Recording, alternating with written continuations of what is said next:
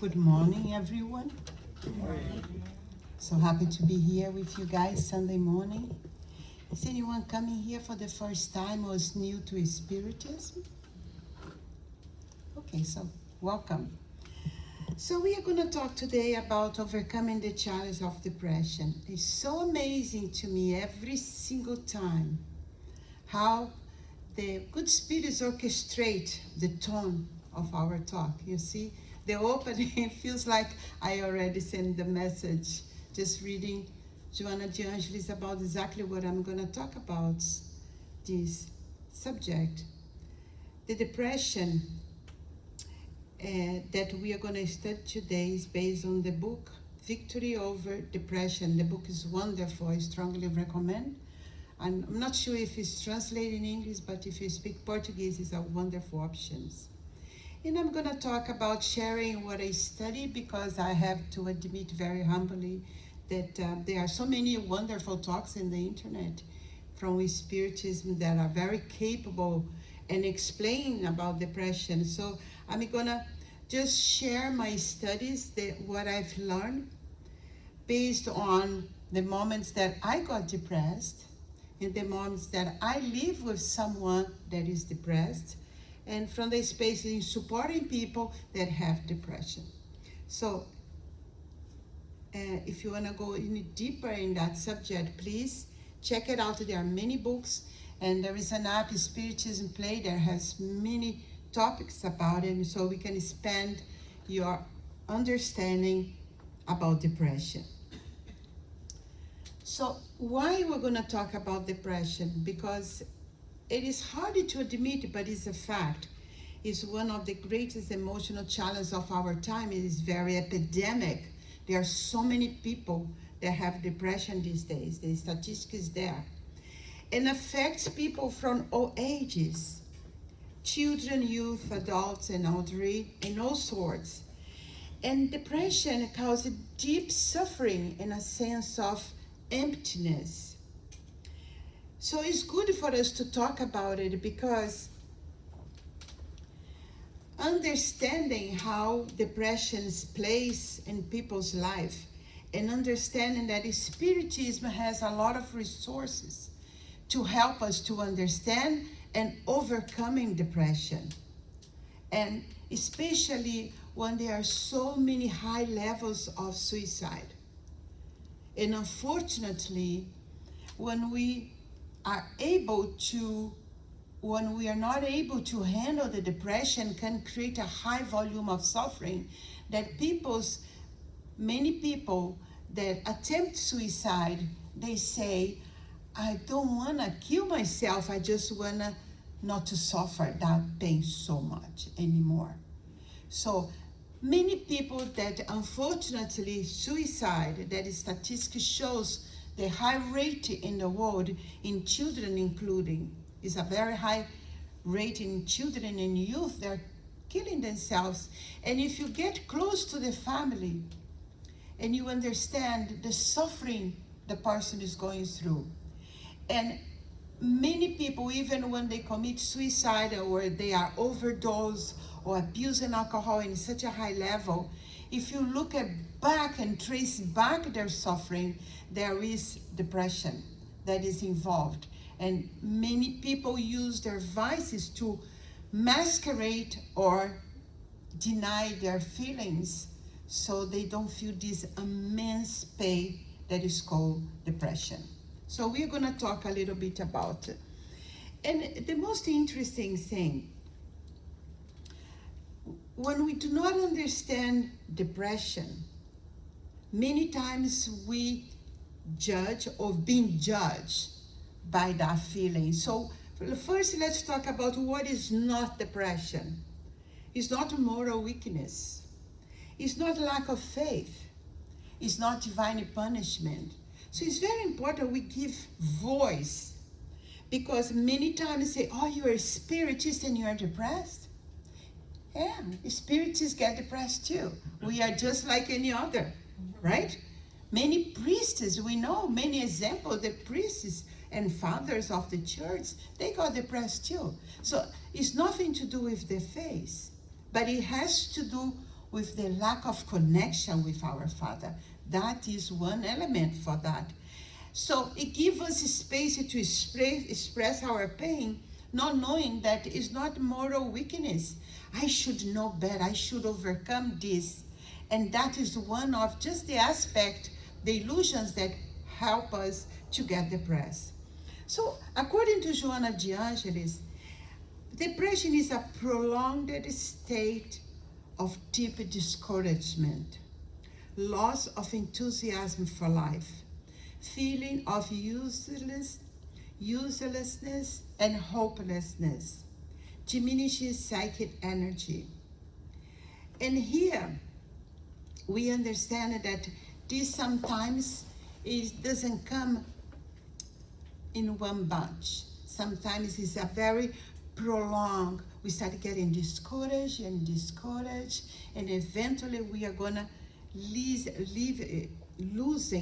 the state of enthusiasm for life.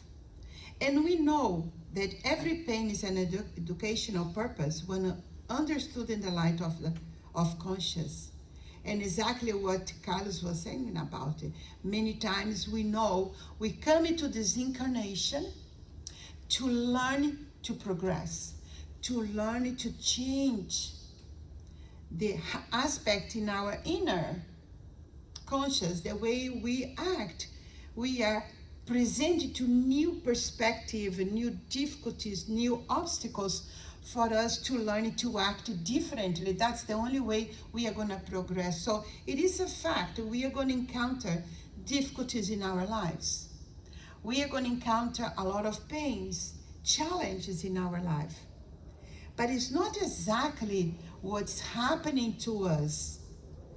Depression comes and it's going to help us to observe how we lead with the difficulties in our life. It's not what happened to us. It's how we handle what happened to us. And that's going to be the difference in a good suffering and a poor suffering. If we embrace the pain and learn from it, or we let the pain crush and discourage us, is how we handle that. We are going to talk about it. So it is very important that we understand sometimes people are sad. Things happen in our life. But a big sadness is not necessarily a depression.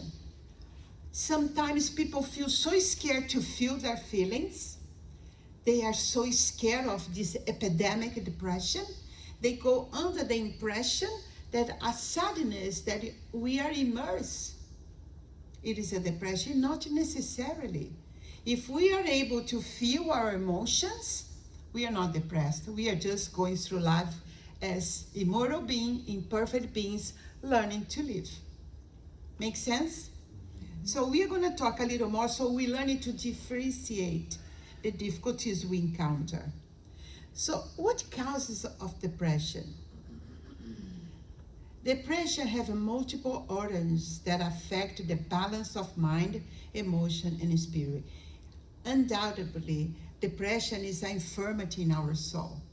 It's an indication that we are off track of our normal way of progressing, and can have biological factors, neurochemical imbalance, genetic predisposition. Sometimes little children demonstrate they are already depressed. And so there is some condition of genetic there. Not necessarily has to manifest a depression, but there is a possibility, a potentiality that this is going to manifest.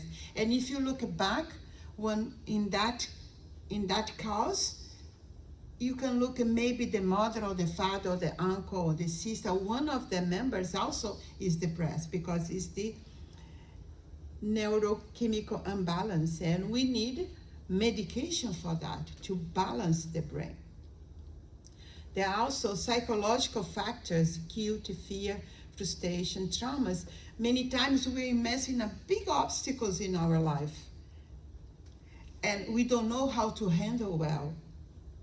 And an opportunity for us to look at that difficulties and learning what is the message here, why this manifests, how I put myself in that situation. Or sometimes we have a big event like a loss of loved ones, or you lose everything, you lose your job, and you lose your opportunity to provide to your family. It's a big trauma.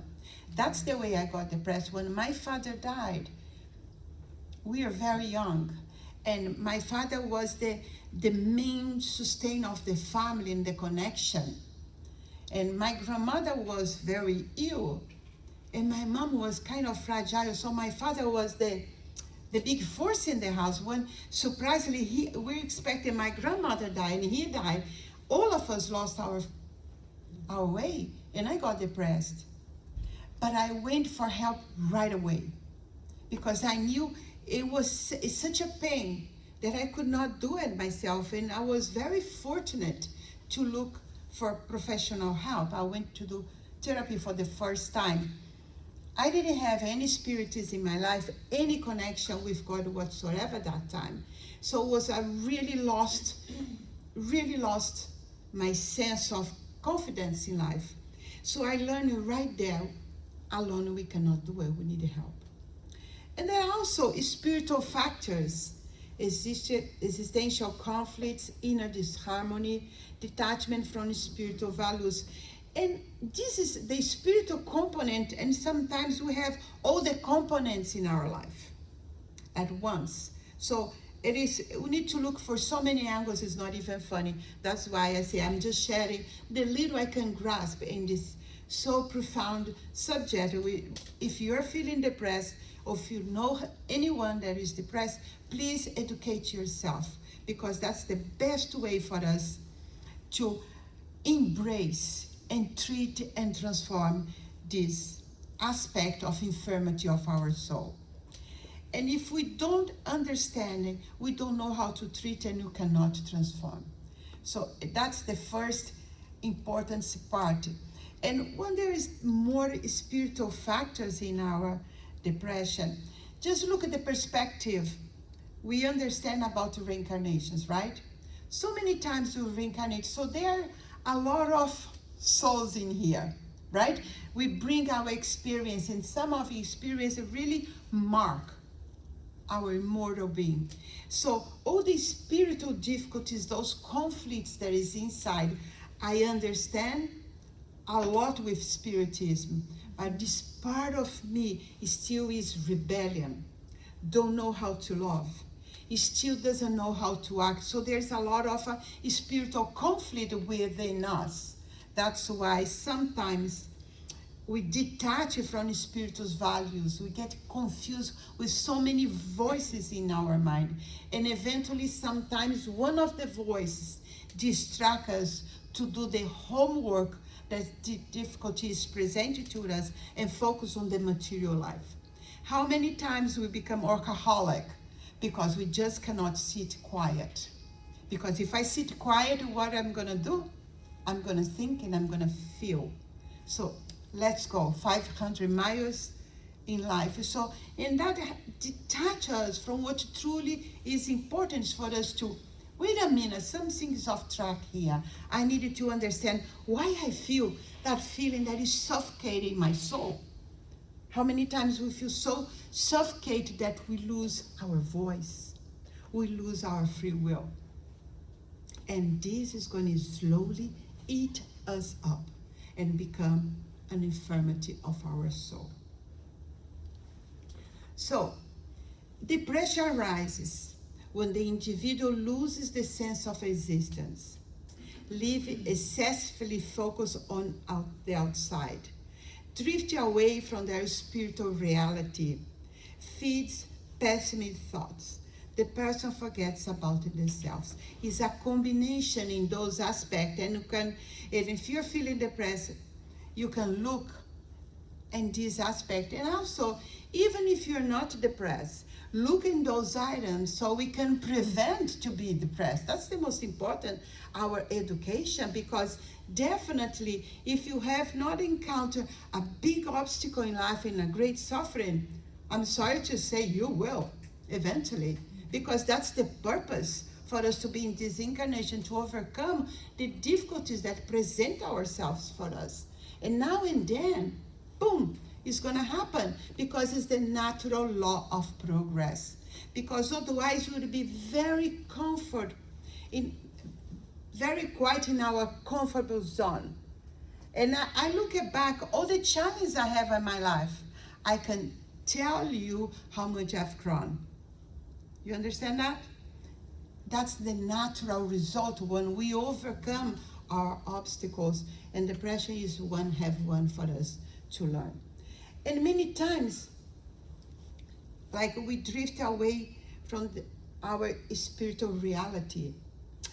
We focus in our spiritual purpose and start looking only the material world. I work hard, I do this, I do that, and I'm always looking outside and I forget about me. Many people doesn't know how to live, how to balance. Okay, the material world is very, very important. We need to work, definitely. We need to provide, definitely. We need to improve, study, grow. But we also need to take care of ourselves.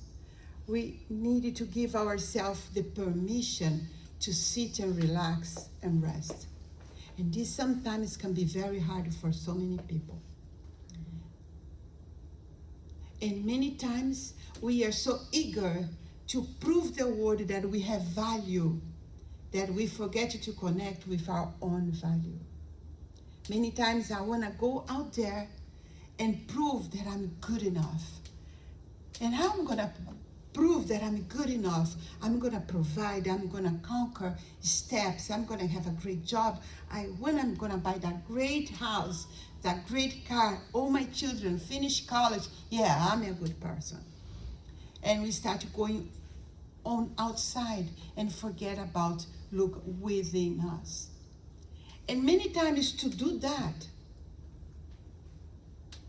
feeling the loss of sense of existence, feeling drift away, having started negative thoughts, I'm not good enough. No matter what I do, I never feel good enough. No matter what I do, I don't succeed. And have those negative thoughts, but I still need to go outside and go for it. So many of us put like a mask, a happy face, and go for life. So many people stop having their voice because their voice does not match with the goal they needed to get from outside.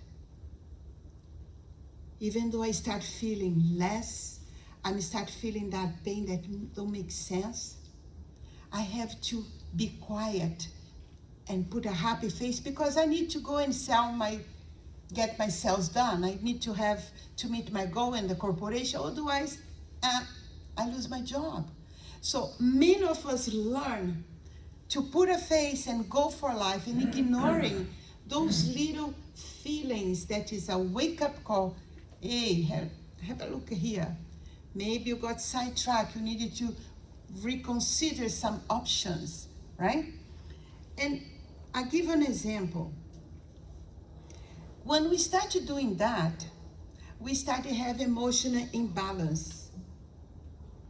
And when we started making better choices for us, this emotional imbalance diminishes because lead us with harmony, with existence. When we are connected with our immortal being, have this moment to reflect, asking God to guide us, we have more inner harmony. However, when we don't do that, when we persist in going for it and prove our value outside, we start fostering a persistent anxiety and insecurity and ongoing emotional uneasy. That's exactly the fuel, right? The fuel for depression.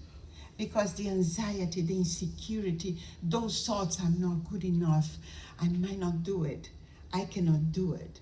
Those inner dark sources can really eat us up. and increase that feelings that is growing and growing. So this is very important for us to put attention when we start having these emotion imbalances. It's an alert for us. I give an example. When you have those feelings, I'm not good enough no matter what I do, but I put a happy face and I'm gonna try harder and harder and harder. We create like a mask of arrogance. And we know in the gospel that the selfishness and pride are the worst pain we can have in humanity, right? This is our big obstacles. And if I'm experiencing feeling less, if I'm feeling insecure, and I need to provide, I need to go in life, because one reality, when we're feeling less, and what hurts us the most is because we want to hide. We feel that it's not okay to share that I'm feeling less. Knowing what I know, how can I come in here and say I feel small? That I'm not good enough? How am I going to share that? I know better intellectually, but my emotions does not match. My intellectual growth does not match in my morality, my emotional maturity. And that's what hurts the most, trying to hide that because we feel shame and express. So I put a mask and go, and I demonstrate an appearance of power, because arrogance gives you power. I don't know you, but I know by experience, being arrogant is powerful because you hide really good what you don't want others to see. But it's an illusion. It's not real power. And eventually it's gonna crash.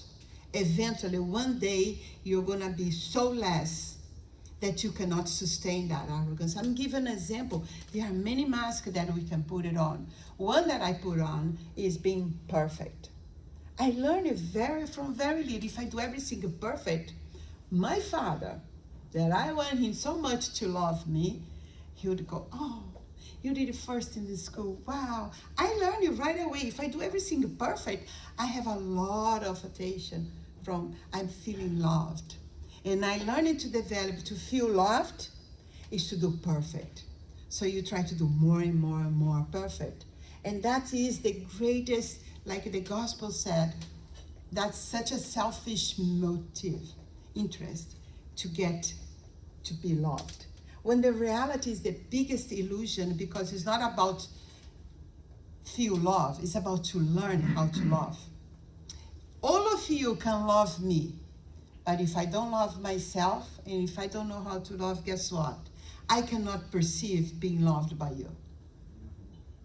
And none of you might not like me or love me, but if I care for me and I take a good care of the way I treat myself and love myself, will have less impact on me whether you love me or not.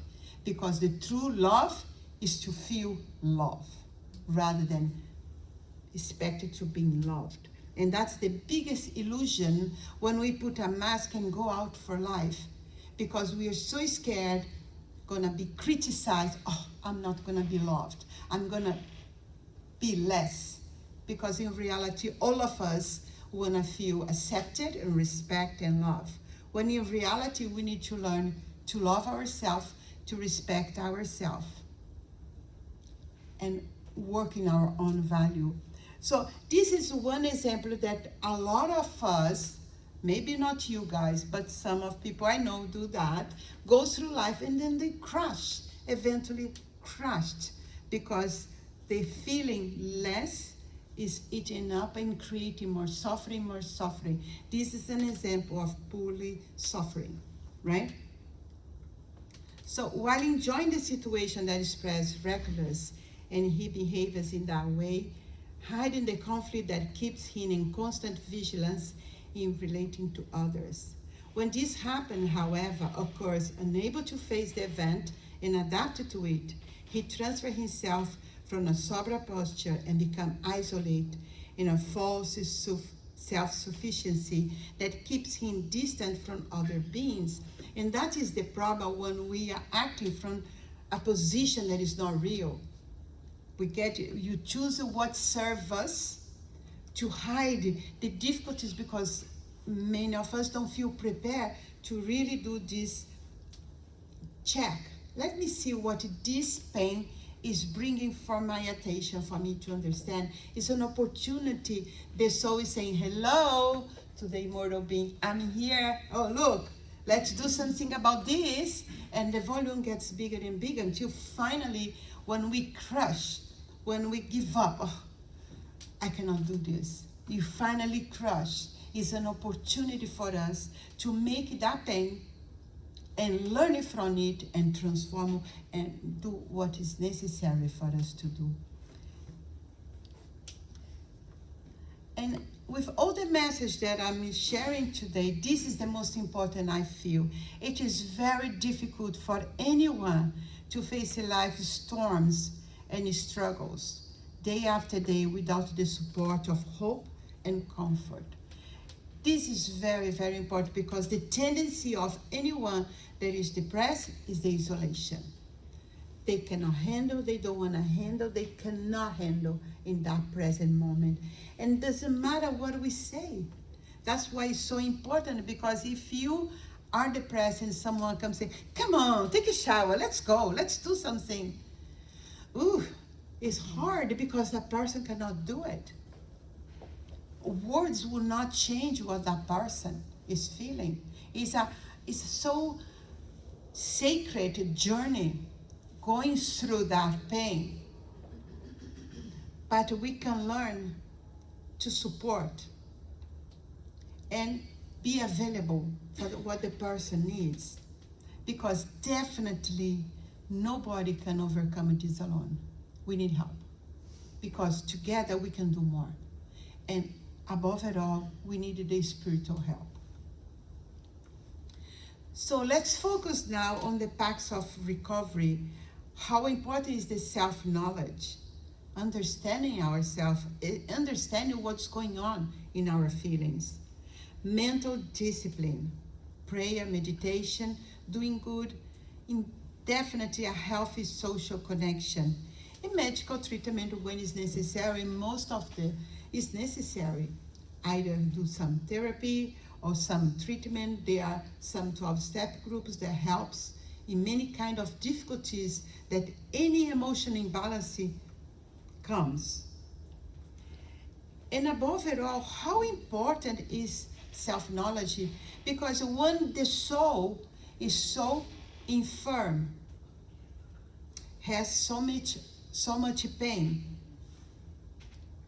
it is for us to educate ourselves. In the book you guys studied in the morning, The Revelation of the Pain, Leon Denis is the master of pain and explaining that. Please join, if you have any of those symptoms, please join this group.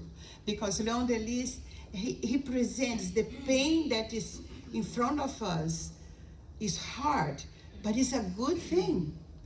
It's a good thing to wake us up, to understand us. It is a masterpiece of information for us to get to know ourselves, recognize our limits, because many times we crash because we didn't know our limits. I don't know what I can handle or not, because I'm in that pursuing my arrogance and my selfishness. I want what I want, and I want it now, and I go for it. We don't know how to recognize, hey, wait a minute, I need to rest. Wait a minute, no, today I can't. No, this is too much load, no, I can't. They are learning the limit is not for others, it's for ourselves. Many of the people that got depressed because they tolerate the intolerable. When we look, you're gonna see.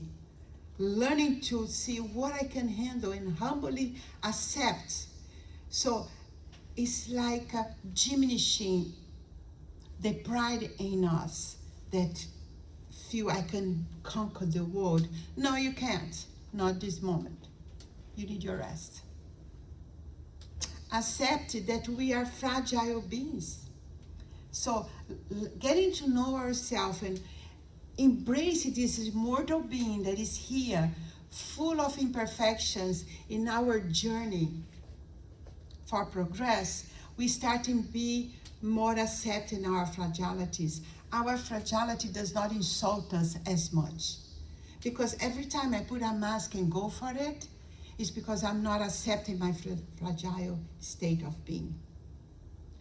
So many people, I was listening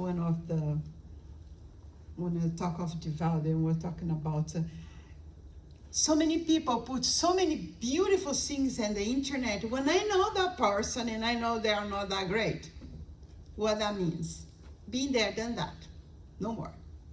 Because it's a very high cost to pay when I'm pretending to be what I'm not. It's a very high pay. It eats my soul up, and it's very hard. It requires humbleness to let that go. If I'm sad, I'm sad. If I made a mistake, I make a mistake, sorry. If I was inappropriate, I know, I go there, I'm so sorry. It's easier to accept our fragilities, so I don't need to mask, because mask my fragility is very expensive work. And to remove all that, who studied heaven and hell knows how hard it is to do all those steps, right? Learning to identify our emotions, very important, because when we talk sometimes with people that are depressed, they cannot even say why they are depressed about it. They don't know what they're feeling. They don't know their emotions. Very important to feel our emotions, because we know this shall pass. We learned that, right? With Chico, this shall pass. This shall pass. It's like a mantra for any difficult encounters that we see. This shall pass. But when I'm not aware, I humble. When I'm not aware, I get attached to that. That imprisons me. All the emotions that are there, they are not seen. They have a purpose to tell us, "Ooh, you're off track." But if I ignore, it gets stronger, the signs, eventually for me to see. So learning to identify the emotion and feel your emotions, it is a protection for our well-being, for our mental balance. And above it all, with all that, we become more aware of our own value. Because sometimes we are so eager to show who we are not, we don't own and accept what we really are. We progress in so many ways, but if I want the absolute perfect, I don't value my potential. I don't own, oh, I've grown that. So it's all part of self-know ourselves, that we empower our being to protect ourselves from any emotional imbalance. And no doubt the power of prayer to help us, because the prayer has the power to calm us down, straighten our emotions. Most important for us, our connection with God. The most difficulties we have is because our connection with our Father is fragile. One of the most things we can do for our being is straighten the connection with God daily, with our spiritual guides daily. So when we need it, the connection is right there. We always say in the Virtues Workshop, it's fragmented. We got a good Wi-Fi, a very good Wi-Fi with God, because we don't want a bad connection when we're in trouble. Where is God here? No sign, right? And the prayer does not eliminate the struggle, but it illuminates the path. Many people get so depressed and they started praying for God to remove the effect of the depression. No, that's not happened. And then, unfortunately, many people say, prayer doesn't work. Nothing helps me. Because nothing can remove the effects of the depression. But what the prayer does is to sustain us, capacitate us to have the courage to do what's necessary to transform that. And when we ask that to our Father, ask for this strength of our will to overcome the difficulties, to learn what we need to learn, immediately we feel covered by the love and mercifulness of our Father. And a very important thing, doing good, service to others, is very important. Breaks isolation, reduce Excessive focus on self produces meaningful existence, awakens through joy. He who helps himself. So it's a very important things that we can do when we are too much self-centered in our difficulties, in our emotions. We start having tendency to isolate it. Observe a person that is depressing, because you're going to observe the person is starting isolating, and this become a very difficult circle to break. And remember, to break that, do a little service of others. Sometimes the service of others is to sit in the living room and smile to your family member that is worried about you. It's a little service. It started very small. Any actions that we do sometimes when we are walking and you see like some trash on the floor, just grab that trash and put it away. Little actions that we can do that remind us it's not all about me, there are others. Let's serve a little bit. And that take the focus on ourselves and start seeing others. And that is one of the first good steps of service to others. And we can increase that. And slowly we awaken the joy, because this is about learning how to love. If I can put depression, I'll put in underneath learning how to love. Learning how to love self, learning how to love others. And the gospel has a major role in our recovery, not just in depression, in many difficult moments that we have in our life. Because the goal of overcoming depression is not just overcoming depression, overcomes the root, that little thing that it starts, that if we don't take care can lead to a depression. But any emotional difficulties, imbalance that we all have in life, gospel is the therapy for the soul, because Jesus offers permanent resource for us. He teaches us how to love, how to forgive, how to have hope and trust. Come to me, all you who are weary and burdened, and I will give you rest. So the gospel is one of the greatest tools we have. So overcoming the challenge of depression, we need to learn that recovery happens gradually. Every step counts towards building better days. There is no jump quantico that is going to take the depression from 0 to 100. It starts slow and the recovery is slow. What is important that every day make a difference, one step ahead, one action, one small actions for the recovery, and gradually we can overcome. There are no instant solution. The transformation takes time and commitment. If there is a pill to cure depression, this person would be trillionaire. There are so many people that are searching for that magic pill. That's why there are so many standard courses offering so many things. It might help a little bit, but what truly heals is that commitment in every day, learning to do what we talk about, got to know ourselves, connection with God, and learning what that pain is teaching us how to overcome. In those small efforts, there is consistency in our inner transformation. And inner transformation requires consistency, commitment, every day a little notch up, a little bit. And many times we learn, God provided the experience for us to prove that we learn, and then guess what? We fell. And that's okay. We try it again. It's an erring trial, because a virtues takes a long time to create. Our fell down can be like this, but our A up requires consistency, commitment, perseverance. Even little difficult days keep you moving forward. Sometimes it's so heavy, it's hard to move, but one action needs to be done. How important is facing that inner renewal? Caring for our body and spirit is choosing to begin again every single day. The journey may be challenging, but you're stronger than you imagine and deserve a full and happy life. This is the most important. We deserve to have a life that is serene and tranquil.